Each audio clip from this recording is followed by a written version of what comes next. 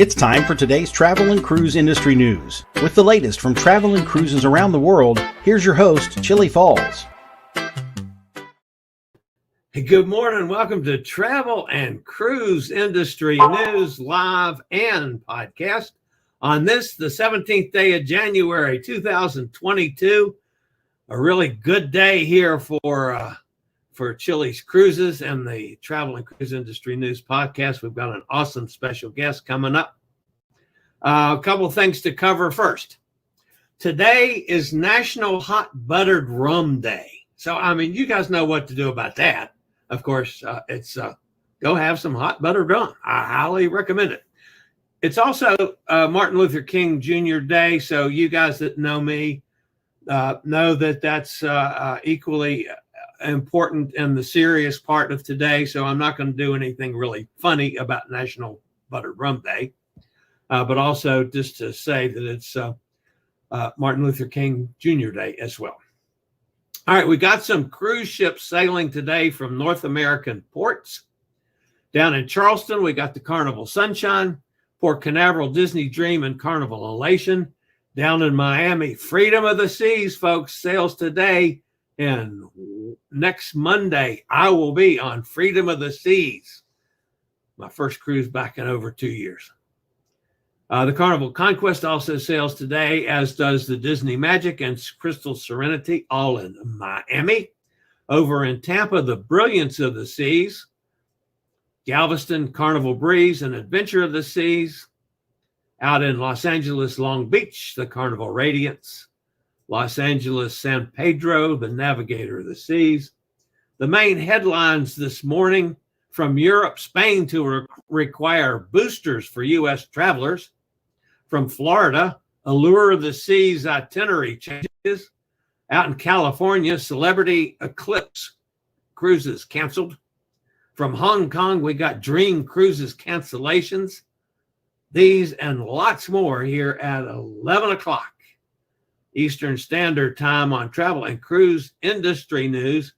If you're listening to the podcast and you're always looking, if you're looking for the podcast, it can always be accessed on my accessible blog, which is accessadventure.net. It's also available wherever you get your podcasts, like Spotify, iHeartRadio, Google Podcasts, Apple Podcasts, any place, any of them. Just search for Travel and Cruise Industry News and you'll get the old fat travel guy. Now, my special guest today is Ashley Lynn Olson. Access Your World, Access the World. It's one or the other. We'll have to ask her.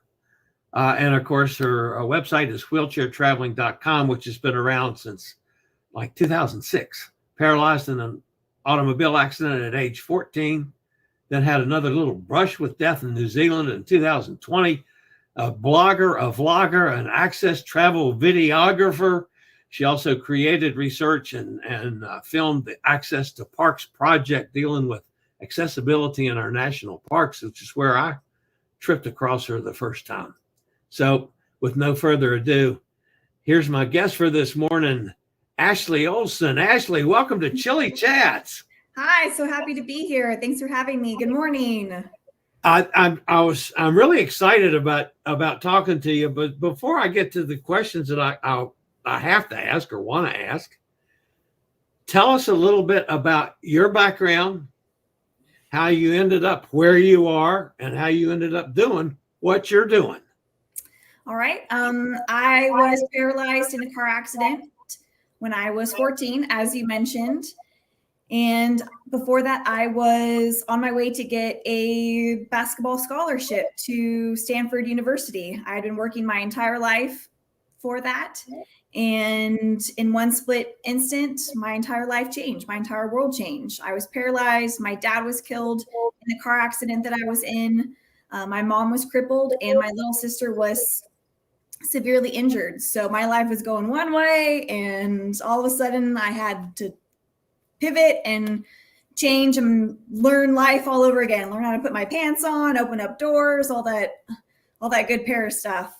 And, but my dad was actually a park ranger. And so growing up, I did a lot of camping and hiking. So after I became paralyzed, when my first thoughts was, okay, so what can I still do? Like, how can I, get out and see the world? How can I get out in nature? How can I travel? How can I experience things? And I always wanted to create a way for other people to see the outdoors. So I wanted to create a website and to start documenting my travels and connect with other people and see if they wanted to document their travels. And wheelchair traveling was one of them.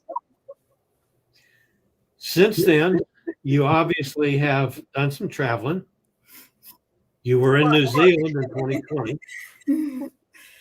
A lot. Tell us about that. A lot. What's that? Sorry. Tell us what happened in New Zealand in 2020.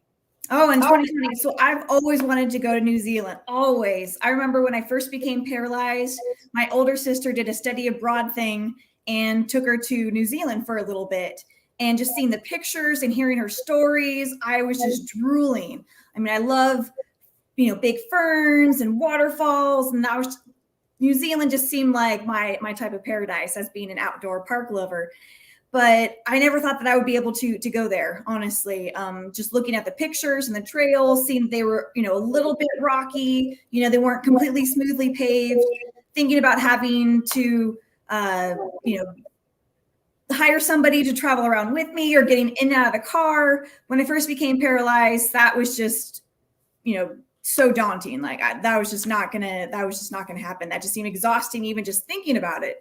But I had always been dreaming about it. And I had looked into going to New Zealand a couple of times and it never worked out.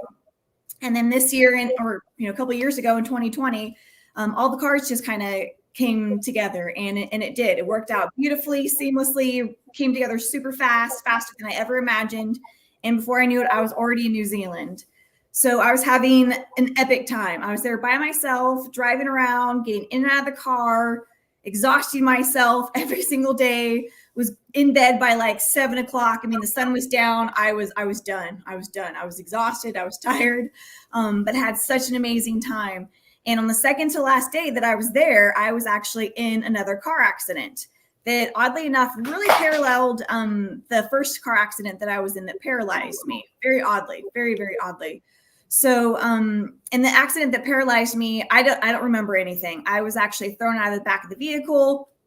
I had blacked out, was not breathing. I had actually died a couple times during that period as well. The doctors, told my mom I wasn't going to make it during that night. Little sister, definitely has vivid memories of me, having to get stripped down and having the paddles on me to try to bring me back to life. She was, I was 14, so she was 11 at that time. And so I'm in New Zealand though, and second to last day, driving along, and I pretty much had already done everything in New Zealand I had planned to do. So I was kind of just winging it at this point. And I literally just looked on a map, saw green space, and I'm like, okay, I'm going to go here. I just saw this random lake. So I'm driving out to this lake, and it's a very, very long road. I go off the paved road, and I'm on now this dirt road for like a good while. It's 20 minutes. Now it's climbing after 20 minutes. I'm like, where is this lake? Where is this lake? But at this point, I've already committed myself. I'm like, okay, I'm on this dirt road. I've driven 20 now, 30 minutes. I'm going to see this lake, whatever it is, or whatever's at the end of this road.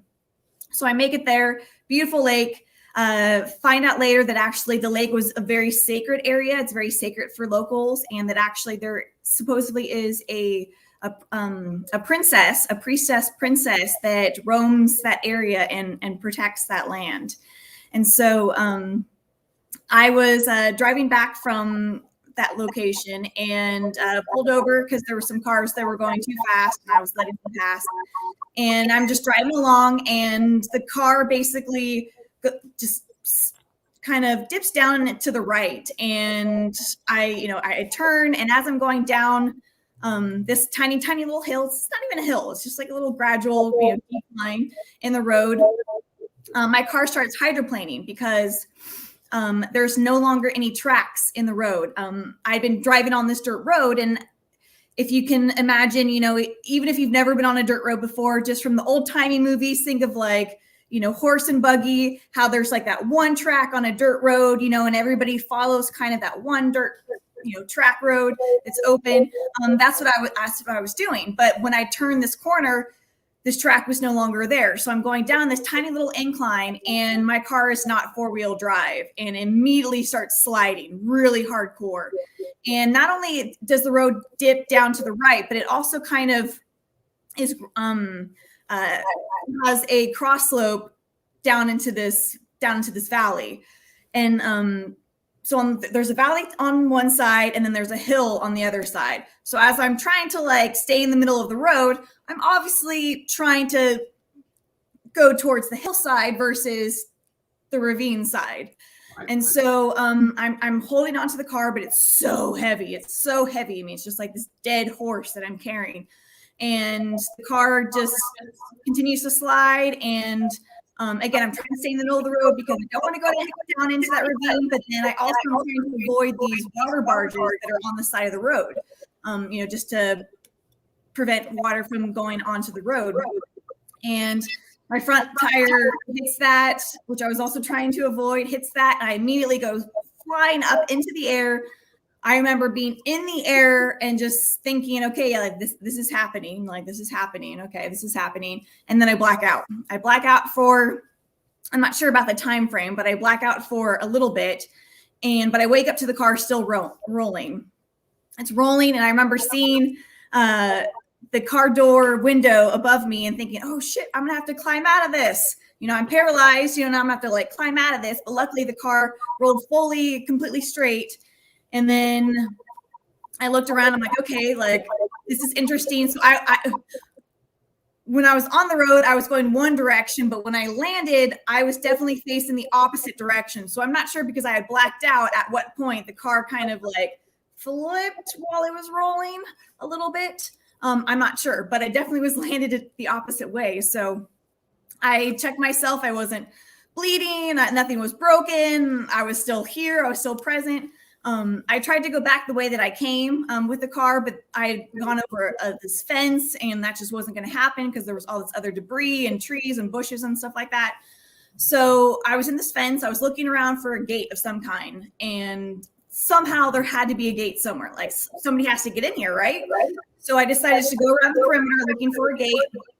I was able to find one. And but it was up a quarter way up this really big hill, because as I said, I went down this ravine. And I couldn't stay in the car to open up the latch. It was just the way where the gate was placed and my car and everything like that. I tried, there was no way of me staying in the car to open up that latch. I had to get out. So I got out of the car, scaled up over my car in my wheelchair, and the ground was super soft, quicksand, powdered snow, super soft. So it was a hard push. And so I scale up over the car, and then I make it to the fence, but not where the latch is. I still have to go up a quarter ways up the hill. So I'm literally cliffhanger, one rung after another, just trying to climb up this fence to, reach this latch. And I'm basically at the latch, and I'm trying to open it, and I just can't reach it. And I'm like, okay, there's nothing else for me to do right now. This is all I need to do is open up this latch. This is just what has to happen. So somehow my fingers just have to grow a quarter of an inch. That's just what I tell myself. I'm like, somehow this just has to happen. So I keep stretching and stretching and stretching. Somehow I still don't know how, I was able to open up that latch. And the gate was so heavy because, again, it's on a hill. It comes flying at me, almost knocks me out of my wheelchair, but it doesn't. Goes past me. I scale back down. Scaling back down, the ground again is so soft that it ends up just sinking me down and tipping me back out of my wheelchair, knocking me out of my wheelchair.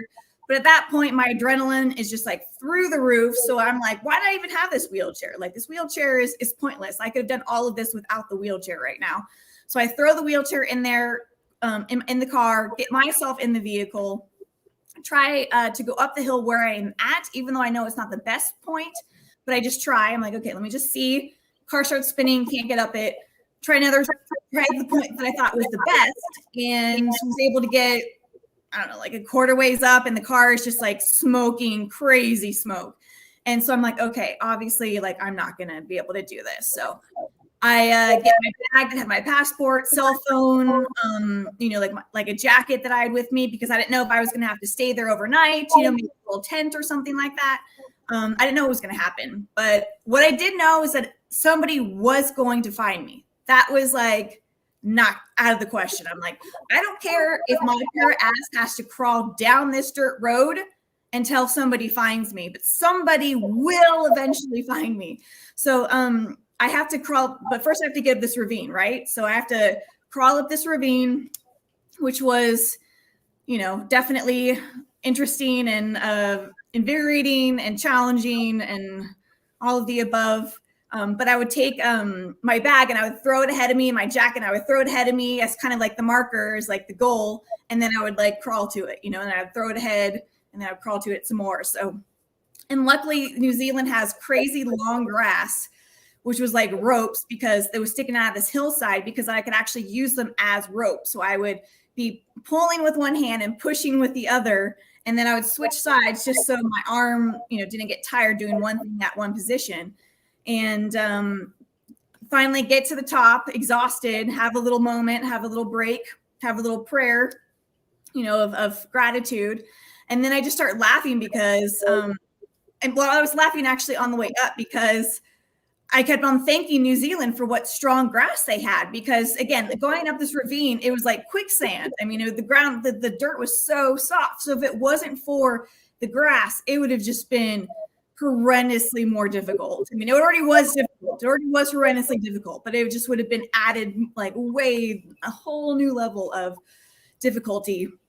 And so I'm like laughing. I'm like, oh, New Zealand, thank you. I love your grass. I love your grass. Like, thank you. And then I get to the top and I like say that again because I'm just so grateful. Like the weather, there's no, snakes or anything weird like that I have to worry about, predators that are coming after me or anything like that in New Zealand. So for everything that had gone down, I was so grateful how everything had occurred. I was just so happy and thankful that I was alive, and this is going to work out. Like I was going to survive. This wasn't a question. It was just a matter of when I was going to be rescued. So I get to the top of the hill, but then I realize I still have to get to the road because there's this huge meadow in front of me, and the grass is just crazy long, and I'm on the ground, obviously because I'm paralyzed, and the grass is definitely above me, and nobody can see me. And not only that, but there's a shed and there's a barn and there's all these trees too blocking the road. So literally somebody would have to just have a rubberneck and just stretch, and by the grace of God, somehow see me in the grass. So I knew I had to get to the road. I knew I had to get to the road in order to be able to wave somebody down. And also during this time, just to let everybody know, there had been no cars whatsoever. After the 2 cars that initially passed me from the lake, there had been no cars, not a sound, not a peep of life anywhere, absolutely anywhere. So, and I would scream for help every once in a while, just for kicks, just in case anybody was around. And I got across the meadow, almost across the meadow, prepared myself mentally to maybe sleep in the barn for that night, if need be, and having to go down the road the next day again. Anyways, like I was just trying to prepare for different scenarios. And all of a sudden I heard a car and I was just screaming, help, bloody murder. And I had my bag and I'm waving it over my head so they could see me. Cause again, I'm in the grass, but I'm not fully at the road yet. But I'm close. I'm real close.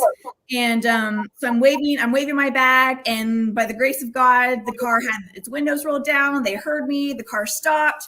There was 4 people that came running out. As they're running towards me, they're like, oh, are you okay? Are you okay? And I'm so relieved, but I've been crawling and, working my butt off. And so with all the energy and voice I had, I just screamed back to them. I'm like, I'm okay. I'm paralyzed, but I'm okay. I've been paralyzed for 20 years. I'm okay. And that's why I'm down here. And then I just collapse. And then, so they end up being government workers who are out in the middle of nowhere, just like doing random government work, looking at water levels and like bugs. I mean, obviously I'm not paraphrasing, but I'm like making it completely simplifying what their job was.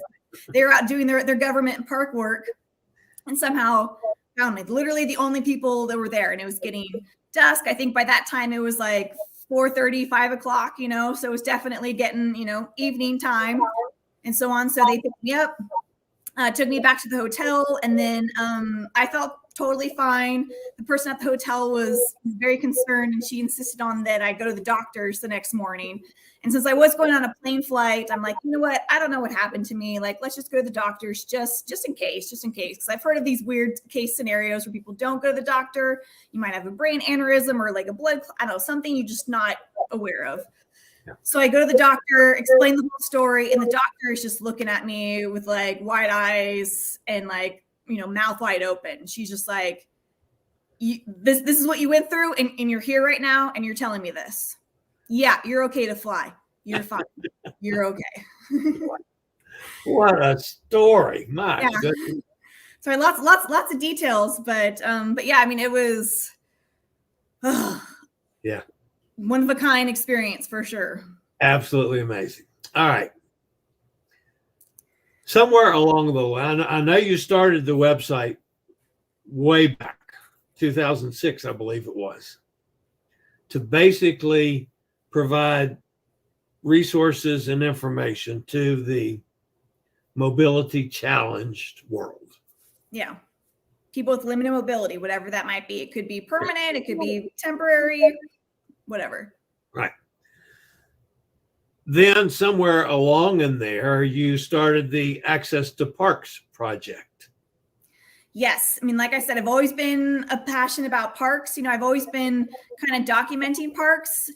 But as I continue to document parks, I definitely notice, some, lack of consistencies of things and just ways of improving park access and just some really cool things, like, oh my gosh, this park, did this. And like, look at the materials that this park used, to make this more accessible, and still environmentally friendly and et cetera. So I wanted just to kind of share with parks, depending on what their budget was, depending on like, so many different aspects. Okay, here's what I found. So no matter what your budget is, no matter what your infrastructure or like aesthetic, needs are, here's how to make things more accessible. I mean, I've seen everything from making a trash can into an accessible push button for an automatic door.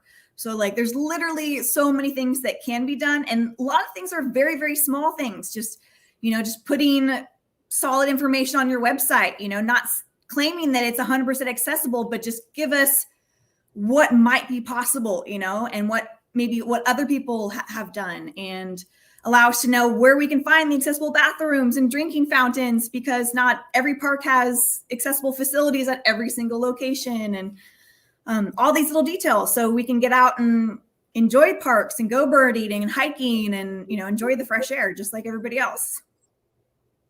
One of the things that I found out, and now I'm new to this world, compared to you. I mean, I'm old enough to be your grandfather, but and started traveling before you were born. But I've just been in the mobility challenged world for 4 years now, going on 5 years. And then of course, the last year of it, I had all kinds of health issues between the pandemic and cancer and chemo. I have not been able to cruise for 2 years since my last cruise. I'm going next Monday. Yeah, so I got 3 cruises booked, and I've got about 17 booked now. So I'm finally getting back to what I love. However, I'm going to be doing this in a little different vein, much more in the vein of the way you've done things, in that every content creator in the cruise and travel space does the same thing. This is a swimming pool. This is a hot tub. This is my steak dinner. This is my inside cabin or whatever. I'm going to be looking at it, at my cruises now from eyes of the accessibility on cruises. Good. Some of it's going to be good. Some of it's not going to be good. I know that going in. In your work with the parks, Did you find parks that were just totally inaccessible that you really had to say, okay, guys, we got to do a lot of stuff here? Or were most of them at least on the way to a good place? Well, I would say the parks that I make an effort to actually go to, I mean, I've done some research beforehand. So I wouldn't necessarily go to a park, at least plan to go to a park that that I don't have any information on, where I don't know about accessibility at all. So I really try to at least go to a park that has something that intrigues me. You know, they have to have some trail, or at least like a beautiful drive. You know, it doesn't have to even be 100% accessible, but something for at least to get me there, you know, like personal or from accessibility standpoint. But yeah, definitely. I mean, I've run into absolutely the good, the bad, the ugly, the fantastic, the innovative, the horrible, in terms of access. But a lot of times it just comes down to making things more upgraded and giving the right information. Because, for example, there might be like a really old drinking fountain that's made out of stone, you know, and these stones actually came from the park, you know, and it's one of the first drinking fountains, you know, that like has been in the park and that kind of a thing. So there's like some historic significance to this drinking fountain. So yeah, no, I don't want this like drinking fountain to be destroyed or whatnot. So parks need to either let people know like, okay, yes, like this drinking fountain isn't accessible, but you know, if you just turn your head, you know, just around the visitor center, there's another drinking fountain, you know, that is accessible. Or better yet, what I've seen is actually this like plastic piece that you can actually like snap on to these older stone drinking fountains and actually make a modified accessible drinking fountain. So you still keep the original structure and that's all fine and dandy, but then you can literally like clamp on this plastic additional piece to make an additional area that's like a roll up drinking fountain for somebody who's in a wheelchair, which is fantastic. And again, it's not damaging original structure, foundation, or anything. Right. And you've also been doing some work with state parks as well, have you? Oh yeah, state parks, regional parks, everything. I mean, it's so even though I might go to like, you know, I might have my heart set on going to like a national park or a state park or something like that.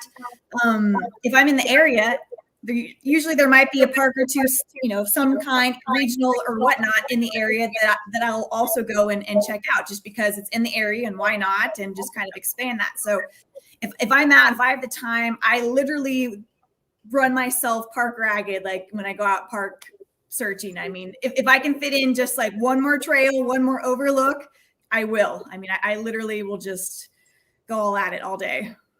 How did you do, or did you, traveling during the pandemic? Road trips. I'm going to be speaking at the Los Angeles Abilities Expo in March. And I'm going to be doing a whole talk about kind of rediscovering America and just all the kind of fun, quirky, weird, cool, interesting, controversial things that can be found right here in America that you can go and explore. You know, some things might be really close in your own backyard. For example, there's some people, even before the pandemic, people that I know, people that I've grown up with, people that I've worked with. I live in the San Francisco Bay Area, and I asked them, oh, have you ever been to Yosemite? It's only about 2 hours away. No, I haven't been to Yosemite yet, and I've been living here for 15 years. Okay, that doesn't make any sense to me. Or like people have never even just driven across the Golden Gate Bridge. It's like there's so many beautiful fruits like in your own backyard. I mean, granted, I have some beautiful fruits living in the San Francisco Bay Area, but I don't care. Like I've been to so many places across the country and world, like no matter where you are, like farm town, the middle of nowhere, there are beautiful gems to be found and explored. Right. Have you also been on any cruises? I have. I've one of my favorite for sure is definitely the Alaska cruise. Being able to you know, have a nice warmer place to retreat really close to, then be able to go right on the deck, you know, and look at glaciers and just the beauty of Alaska was just absolutely incredible. Alaska is just epic. How did you find accessibility on the cruise ships? cruise ships kind of like parks where it's just like, yes, there is access, but there's so many things, especially, let me rephrase that. So parks, I feel like I have a little bit more of a grace period because it's a natural environment and something that people are kind of modifying to create access for humans. But cruise ships, I mean, these are built literally for humans. So my standards in terms of accessibility are extremely high. And I feel like cruise ships can do just so much more to be more accessible and friendly and accommodating, like ridiculously amount more. I mean, being able just to get around the ship is not,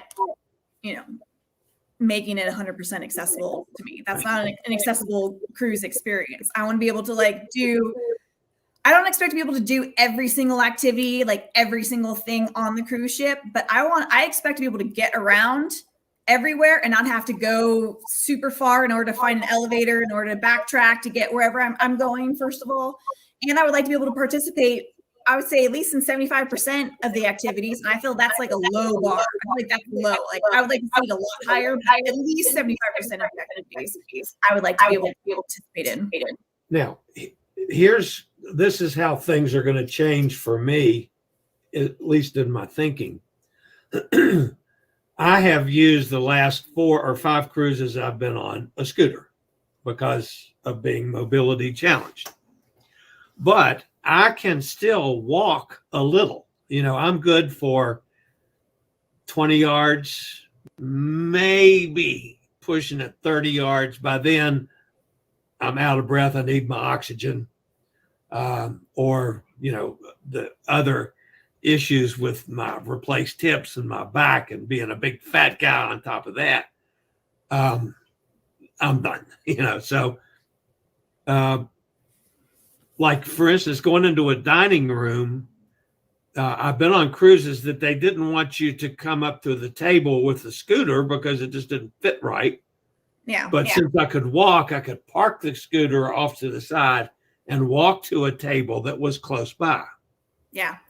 So the cruises I'm going on now, I'm going to go from the standpoint of, okay, I'm in the scooter.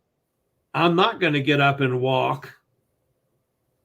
I want to see how it's going to be for somebody that would be permanently in a chair and trying to do the same thing I'm doing from a scooter, even though I'm, challenged, but not totally disabled. So terrific. Yeah. I mean, I'll do that too. I mean, even though I could transfer myself, I've definitely been in situations where I have pretended that I can. And I just want to see, how staff is trained, like what they do, how they operate and whatnot. But so what I think you'll definitely find at cruises that there'll be some restaurants that have chairs that can be moved or whatnot, that they'll be able to create some space, but the majority of them, they're just too small. There's no space, or they'll have permanent seating that can't be moved. They'll have bar stools or something like that are, if it's like a diner or something like that, they'll just like permanently in place. And, that's just the way it is. And I mean, you think about traveling, just yourself in a scooter, which definitely has challenges more so than a smaller mobile chair like mine. But think about also, sometimes I'll travel with my boyfriend who's also in a wheelchair, and we did the Alaska cruise together. And so think about one person in a wheelchair and complications, add 2 people in a wheelchair. Oh my gosh. Yeah, oh my goodness. Like fitting elevators and like restaurants and all that kind of stuff, transportation options for, excursions, all that kind of stuff. We definitely put them through the ringer. Yeah. All right. Ashley, I so appreciate you being with me today and giving me some time. Yes. What's your next trip scheduled? Let's see. I'm actually, it's my boyfriend and I's 10-year anniversary. So we're actually going to be doing a little short road trip actually out to Colorado. Going to go out there because I guess there is, they have steam trains and other trains, locomotives in the Rocky Mountains. There's different train rides and stuff that you can do, but they actually have a specific train that you can ride during the wintertime that goes through like the snow and whatnot. And so we're going to do a little romantic, little day, train ride, little lunch of, lunch sandwiches, it's more of the experience for me, just kind of being with my loved one and, something different and new, but it's all accessible. They know there's 2 wheelchair people coming and we got it all set up and accommodated for us. So that's coming next. Fabulous. All right, Ashley, thank you so much. I so appreciate this. And we'll stay in touch, and, I'm going to be posting accessible information from cruise ships now quite a bit. So yes. All right. Thanks a bunch, Ashley. We'll talk to you real soon. Yes. To be continued. All right. Okay. Bye. That's Ashley Olson from wheelchairtraveling.com. Great interview.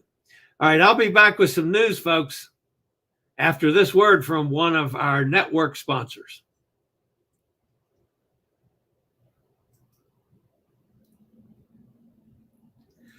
All right, back with getting to some news for the day, folks. Before I do that, I do have a couple other things to mention. Nikki, I don't know. I have not been over in the chat room to see if Nikki's there. She and Roger are going into Tahiti sometime today. That's pretty awesome.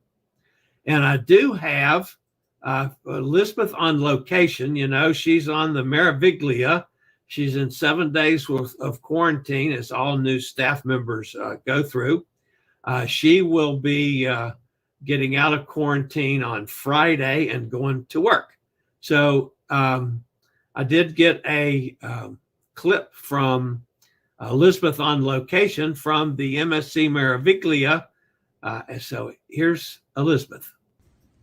Well, hi, Chillie and the gang. It's Elizabeth on location. I'm here on the Meraviglia, and I'm in quarantine. So I joined the ship, as many of you know, on Friday, and I was able to walk right down the gangway in a beautiful day in Cozumel, and I got to the ship at the scheduled time. They told me to arrive at 11 a.m., and just at that time, guess what? It was crew drill.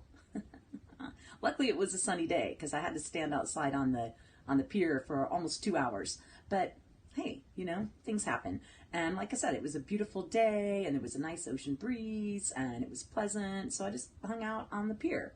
And so that was good. I had some bottles of water with me, so I was perfectly fine. And the staff kept coming down, come stand in the shade over here. And I'm like, I know I'm getting my last few hours of sunshine.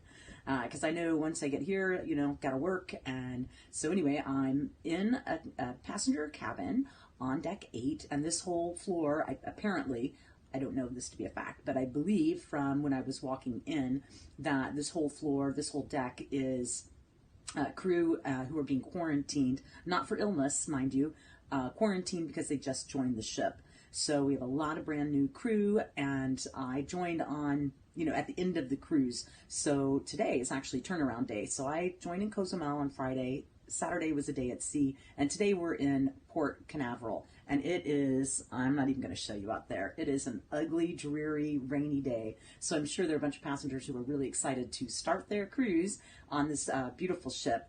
Now, I only know it's a beautiful ship because I did some research before I got here and looked around on some videos of what's available on the ship. I was escorted straight from the gangway right up to my room. I didn't go. I did not collect 200. I went directly to jail. That's a Monopoly thing. Okay, if you didn't get it. Anyway, so here I am in my room, and it's a really quite a nice room. And anyway, I get breakfast, lunch, and dinner served every day, and 2 liters of water, which is not enough for me. So I've inquired, and they're going to be looking into that, and I should be getting more water. Luckily, like I said, I brought water, and I brought some snacks, because you can't just survive on the one little meal that they serve you in quarantine. I'm just saying. Anyway, but they've been very, very nice. Everyone who I've spoken to over the phone, super friendly, and I can't wait to get started. So I have a week of quarantine, and this cruise we actually go to Nassau and the private island. It's just a 3-day cruise, 4-day cruise, and then the next cruise is another short one, same ports, but an extra sea day thrown in. And then on the first cruise that I get to work, actually go to Costa Maya and Cozumel. So I'm super excited about that because I get to go home every cruise.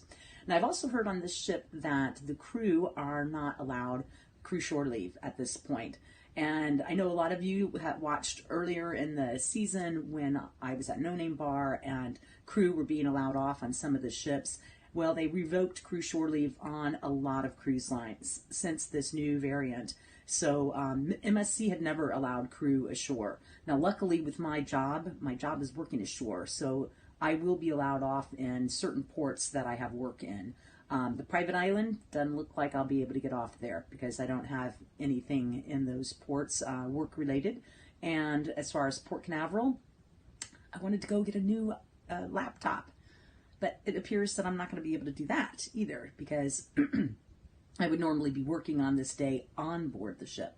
So anyway, it looks like I'll have some restrictions, but I don't care. I'm happy as can be to be back on a ship sailing the high seas. I've been taking lots of photographs of sunsets. The Wi-Fi here has been really on and off. It's sketchy. You know, that's just how it is when you're at sea sometimes. And I don't know if that's how it is for everyone or if that's just the crew link that I'm on. But I haven't had great reception, although today we're in, like I said, in Cape Canaveral, so I'm hoping I'll be able to send this off to Chillie. If not, maybe tomorrow in Nassau. So I'm hoping for a prettier day in Nassau. I'll take some photos from my balcony, but today it's not looking good out there. It is a gray, dismal, rainy day. I even have a jacket on because it's that cold here. Anyway, happy to talk to everyone, and I'll give you some updates once I do get into the ports. Like I said, it's 7 days of quarantine for me, and once I get to Costa Maya and Cozumel, yeah, I'll be talking to Chillie again. So anyway, have fun for those of you who are out there cruising, and I look forward to talking to everyone soon. Take care for now. And that, of course, is our Elizabeth Stern. Elizabeth on location. So, all right, time to get to the news.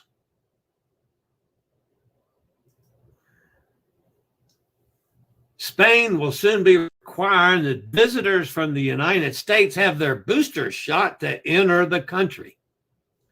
This means that travelers must receive their booster if eligible, or the last required dose of the initial vaccination at least 2 weeks prior to arriving in Spain.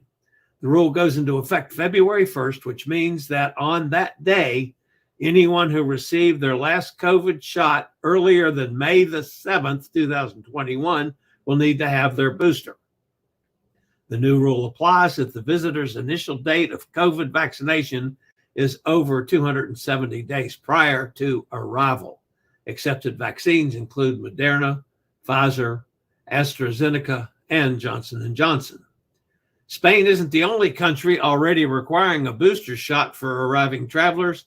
Austria announced its requirement in December. The Netherlands is set to begin enforcing a booster requirement starting February 1st. Switzerland, Greece, and Croatia have also indicated their intent to make the booster mandatory, but have not yet announced a date for when they will do so. Other countries are updating their digital verification systems to prepare for booster requirements. For example, UK's National Health Service COVID Pass can be used to show proof of a booster or the third dose for outbound travel. Cruise lines both in the US and Europe are slowly starting to roll out a booster requirement. Cunard, Uncruise, P&O Cruises, and the German cruise line Hapag-Lloyd have initiated similar policies. So I'm not going to get on the soapbox and preach about getting your booster shot, folks. I'm also going to quit preaching about getting vaccinated. You guys all know how I feel about that. So guest boarding on Royal Caribbean's Allure of the Seas, which is set to sail on January 22nd, that's 5 days from now, have already been advised of itinerary changes for their sailing. Unlike recent sailings that have been troubled with port cancellations, however, the changes for Allure are only a rearranging of the planned ports of call of the original itinerary. The January 22nd sailing of Allure of the Seas, which is an 8-night Eastern Caribbean cruise from Fort Lauderdale, that's Port Everglades. The ship's original itinerary had it visiting Nassau in the Bahamas the first day, following by a day at sea, then 3 ports in 3 days: St. Thomas on the 25th, St. Martin on the 26th, St. Kitts on the 27th. The last 2 of those are going to be flip-flopped with the changes. These changes are not COVID related, but the email sent out by Aurora Vera Rodriguez, Assistant Vice President of Guest Experience at Royal Caribbean, states, due to a birthing conflict, we've swapped the days. We'll visit St. Kitts and Phillipsburg and St. Martin in the reverse order. So on the 26th, they'll be in St. Kitts, and the 27th, they'll be at St. Martin. So berthing conflicts can occur when multiple cruise ships are scheduled to visit the same port of call on the same day, and the port facilities and local tour operators may not be properly equipped to handle all the ships adequately, depending on their size and guest capabilities. So you'd think with ships not being sailing at 100% capacity, this wouldn't have happened, but it happened. So that's for Allure of the Seas, sailing on, what's that, Friday? Yeah. Celebrity Cruises has canceled 4 Celebrity Eclipse cruises departing from Los Angeles San Pedro cruise facility. By the way, this was erroneously reported by one of the major sources, saying that it was from Long Beach and Los Angeles, which are 2 separate, even though they're close, they're only about 7 miles apart. They're 2 separate facilities. But actually, the Celebrity Eclipse was scheduled to sail from San Pedro. The departures are on March the 26th, April 2nd, April 9th, and April 16th. Those are now canceled. The cruise line says the decision was made after working closely with health and government authorities to evaluate operational plans and ship itineraries. Whether the cancellations have something to do with the strict measures implemented in several California ports recently is unclear. The Pacific Coast itinerary included calls in Santa Catalina Island, Santa Barbara, Ensenada, and San Diego. The repositioning from Los Angeles to Vancouver included calls to Catalina Island, San Francisco, Astoria, Seattle, and Victoria in British Columbia. The Santa Barbara Waterfront Department decided in August to put its cruise ship program on halt until at least March because of COVID concerns. Earlier this week, San Francisco implemented strict testing guidelines for unvaccinated cruisers. From Hong Kong, Asia-based Dream Cruises has seen some rough times of late. The company was ordered to suspend operation earlier this month, which led to canceling cruises through January 19th as COVID-19 cases continued to rise.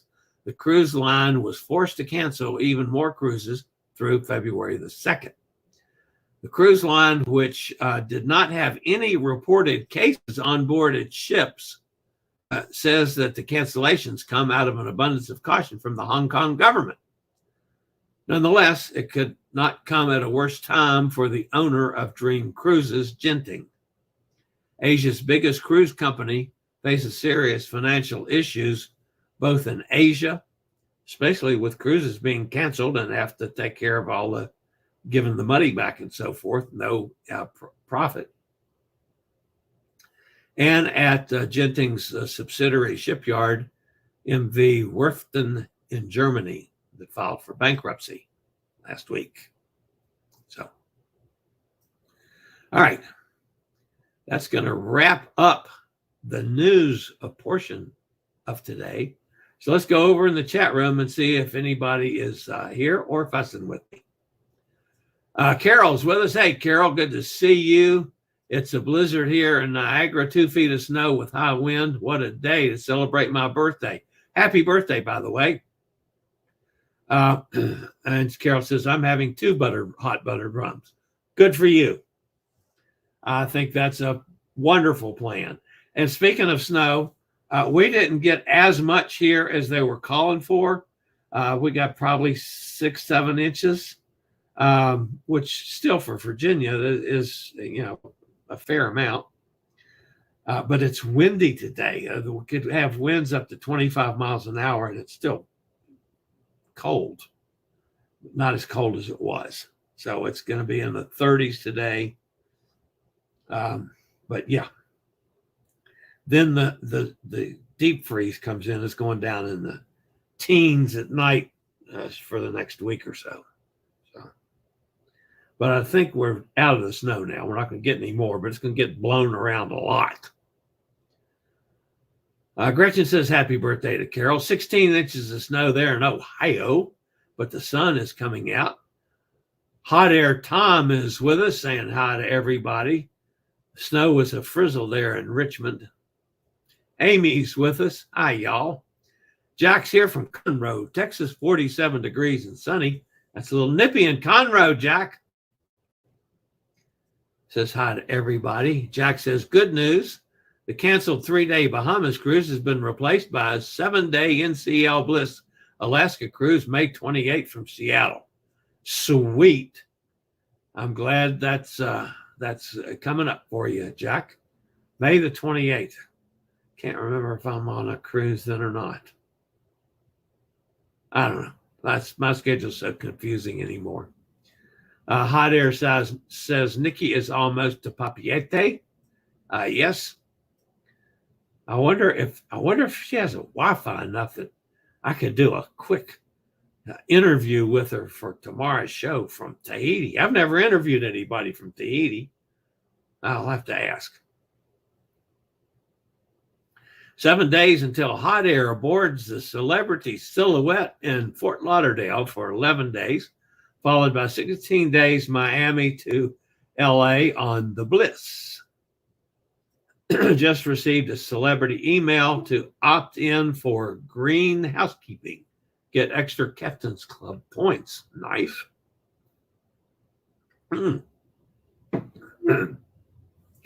There's Nikki says, good morning, everybody. No snow there. Well, I hope not. If Nikki's in snow, we're in trouble. Dock in Tahiti in a couple hours. Very nice. Can you see land? Looks like you are pretty close. I'll have to wait to see if she got an answer to that one. Emily's with us, says, hey, gang. Is it land ho for Nikki? Chillie can be my great-grandfather. I hear you. I hear you. Nikki says, just looked out and can see land shapes on our port side. Very good. Hot Air says, Emily, only if you are 15, laugh out loud. You're a bit older than that. Yes, you're right. Yeah, but I'm old, Emily. I'm old enough to be your grandfather, and then some. No.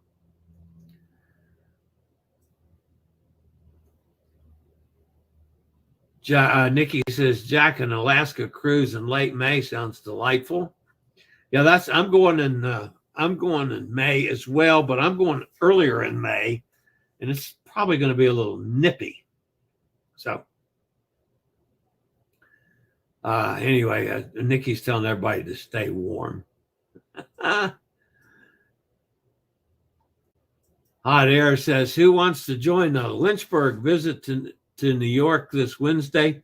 We can take hot oil and pitchforks to get the girl that generated all the bad news about the gym in the USA Today. Man, I tell you what, she was awful. And that was just, it was very poor reporting from the USA Today standpoint as well. You know, I thought she was just somebody just trying to get publicity, and then part of the mainstream media jumped all over it. You know, I've fussed about them, and I will come Thursday, be fussing directly at, I won't fuss at my girl that's coming in, because I've been talking with her, and she's understands some of the problems that the cruise industry's been having.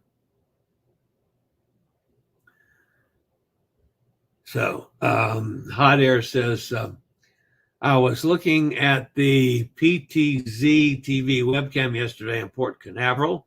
It was an ugly sight. The ship did look lovely.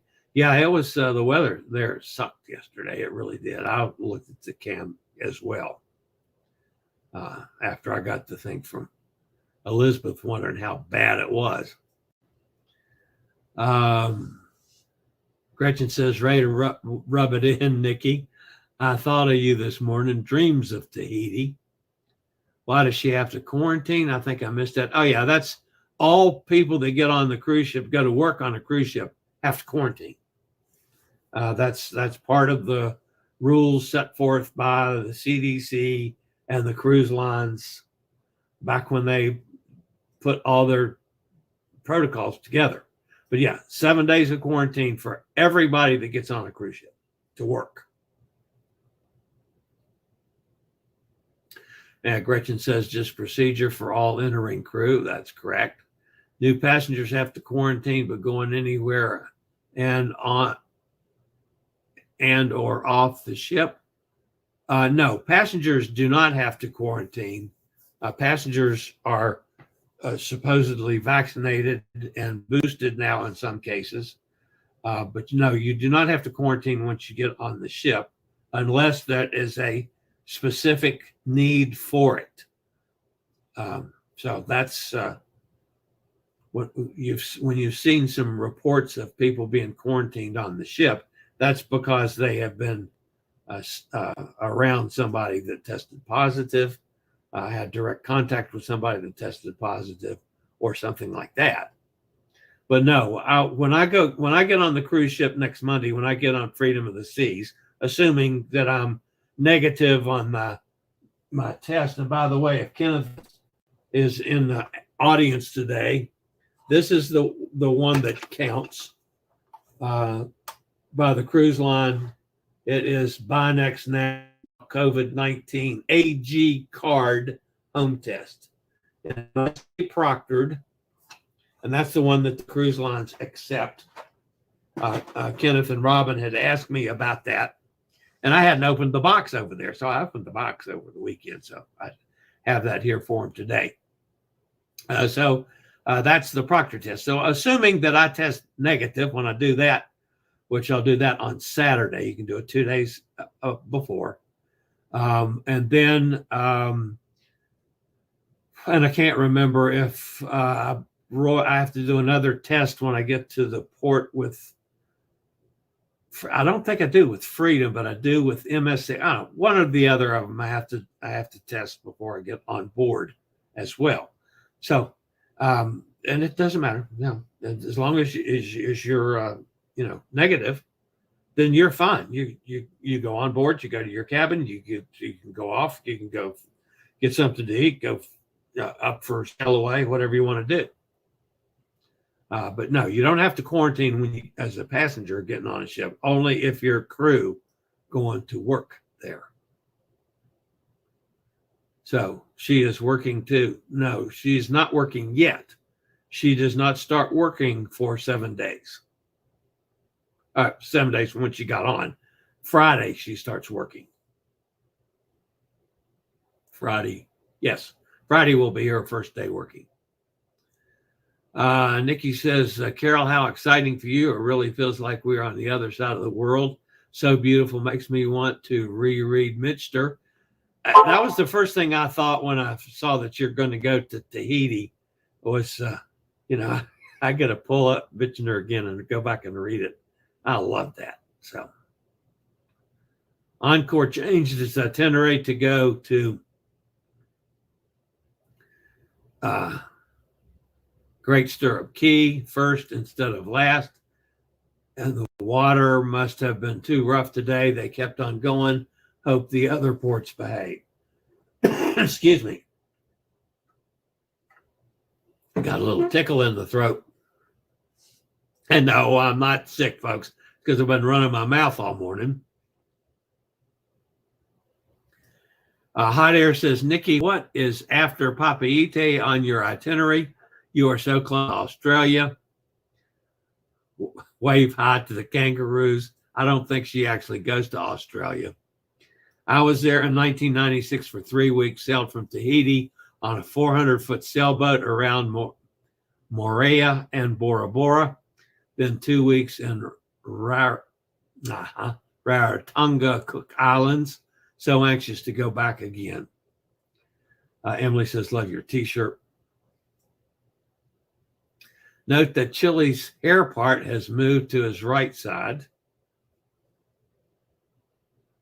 No, that's where it's always been. I'm actually this is actually the correct way. Hot Air. It was on the other side Saturday, and the dog and cat pics are back on the left. Things are looking good today. Yes, because I have the stupid phone the way it's supposed to be. I got lectured yesterday by amigo John on the fact that I had the wrong side of my phone on one of the shows. He can tell by the camera whether it's the front of the phone or the back of the phone. I had no idea. Me, technical issues. But anyway, yes, this is the correct way for the phone. That's the best picture. And I use, of course, my big-ass microphone. I use my big-ass microphone, which picks me up from several feet. Now, I also have that I'll be using on the cruise when I'm doing videos, a little small mic that will go on my shirt or whatever, which will be better than the microphone in my old phone. Remember, my phone is not one of the new fancy, Apple phones and things. I'm too dumb for Apple. But anyway, mine's an old Android. And when I say old, I've probably it was one of the first smartphones to come out. So lots have happened since then. Emily says we had wind last night and rain. It started off as rain, a little bit of snow. Posted pics. Yes, you did. Let's hope the next storm is come on, tongue. Let's hope the next storm is done and cleaned up for our 4 a.m. Sunday departure to DC's Reagan National Airport. My departure is 2 a.m. as I have to drive from here to Raleigh, and my flight is at 6, and they want me there, like 2 hours early. That's going to be closer to an hour and a half early, but anyway, we're leaving here like 2 a.m. So Monday, well, we'll have to see where I am at 11 o'clock, whether there will be a live show Monday or not. I'm going to say, and probably not, because I'll probably be in the terminal getting ready to get on the ship. So let's just say right now, next Monday, there will be no show. I will do a show on Tuesday once I'm on board and hopefully have Wi-Fi signal. So that's going to be the plan, at least. Now, I will be posting stuff later in the day, Monday, and maybe do some live if I get a chance to. So we're going to play that by ear, folks. Nikki says, hot air, we got 2 days in Papeete, 2 days in Bora Bora, 3 sea days back to Papeete, Moorea, however you say that, 2 sea days, Atuana, Hiva, then 8 sea days to LA, no Australia. I'll wave as we go by. Okay, that's cool. USA Today, barely a paper. Gretchen says, I'm getting just fed up with, I'm almost as fed up with the mainstream media, the way they have reported stuff the last month or 6 weeks as I am with the politicians in Washington, both sides of the aisle. And you know how fed up I am with those jerks. What a trip, Nikki. Let us know any changes you notice. Okay. I missed the story about the gym. Oh, the Norwegian gym. The gal was complaining because she was stranded at sea. What happened was they got canceled out of ports. They first were going to go back to New York early, and then they decided just to do a cruise to nowhere and sail around. I mean, people are on the cruise. You're at sea. You have entertainment. You have food. You have all the restaurants. You have specialty restaurants. You have entertainment. You have the casino. You have bars. You have bingo games. You have all the stuff that's just done on a cruise normally. And she's complaining that she's stranded at sea with hundreds of people that are infected. And the fact of the matter was, it was some crew members that tested positive, and they were running short on crew. But it was just a big, and then USA Today blows it out of proportion even more about how horrible it is to be stranded at sea. Well, she wasn't stranded at sea. That ship never stopped for a second. It sailed around like you're on a normal cruise on a sea day, only they couldn't go to ports because the ports canceled this ship out. Boy. So, I mean, that's what happened, Emily. And it was the Norwegian gym, the one that Hot Air Tom was on twice. Same ship.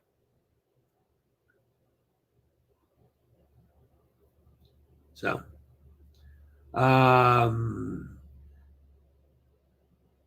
that's a very different itinerary listed on Cruise Mapper. Sounds wonderful. Chillie Cruises, I got a Facebook ad for the OTC version test. If it's not a scam, I will get 20 tests for $59 just for my own knowledge of my status not proctored. Oh, yeah. Yeah, you can. I have seen some of those advertised, Tom, but they're not accepted by the cruise line. So if you're just having them to test yourself, if like you've got the sniffles or something and you want to make sure that you're not positive, that's one thing. But I was talking specifically for Kenneth and Robin about the proctor test that the cruise lines accept.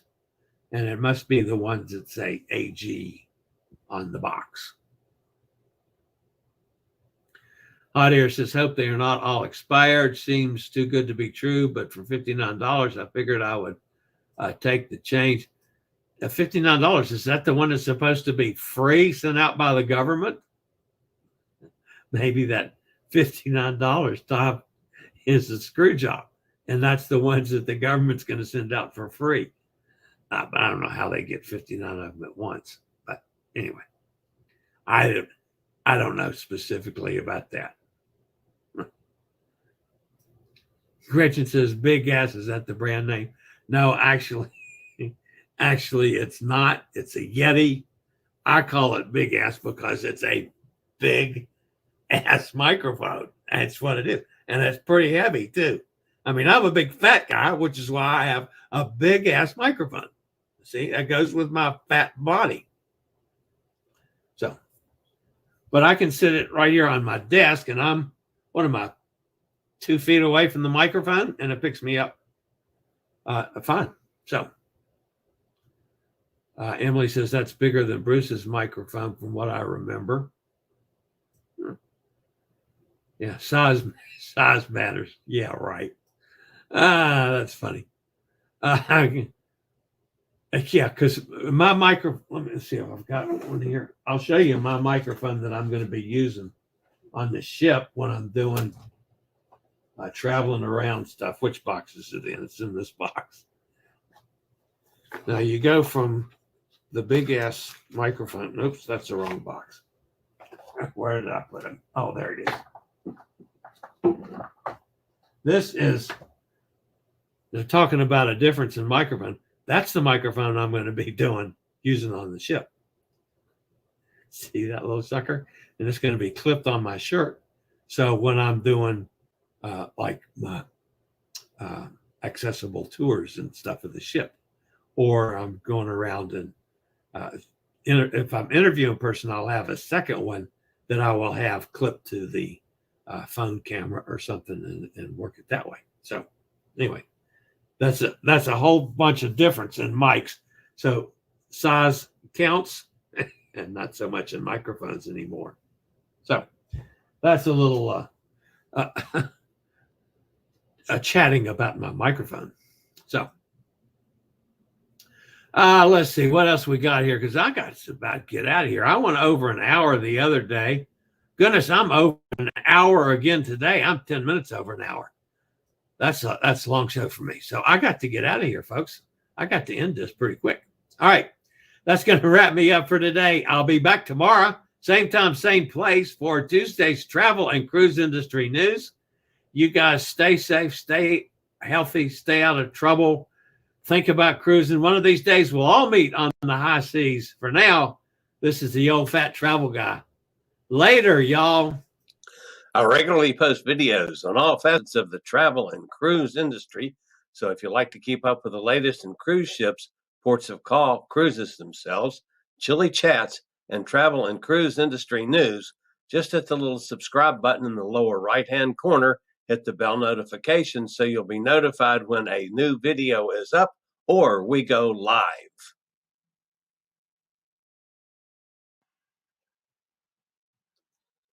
This video was produced by Chillie's Cruises.